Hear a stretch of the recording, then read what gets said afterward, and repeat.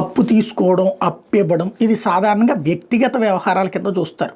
కానీ అప్పు తీసుకుని తీర్చనటువంటి పోలీసు సిబ్బంది మీదన ఉన్నతాధికారులు చర్యలు తీసుకున్నటువంటి సంఘటన తొలిసారి అనుకుంటా. ఆంధ్రప్రదేశ్లో ఇది డిఫరెంట్ ఆస్పెక్టు.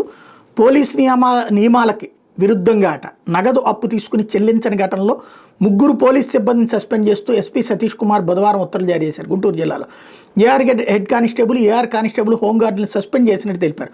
ఆ 3 తమ స్నేహితులు, చిట్ ఫండ్ సంస్థలు, ఆర్థిక లావాదేవీల సంస్థల వద్ద ప్రామిసరీ నోట్లు, బ్యాంకు చెక్కుల్ని తనఖా పెట్టి రుణాలు తీసుకుని తిరిగి చెల్లించలేదని పేర్కొన్నారు.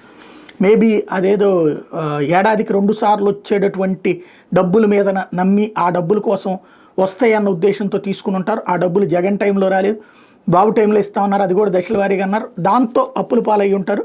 ఇప్పుడు ఆ సదరు సిబ్బందిని సస్పెండ్ చేయడం అన్నటువంటిది సంచలనాత్మకమైనటువంటి అంశం.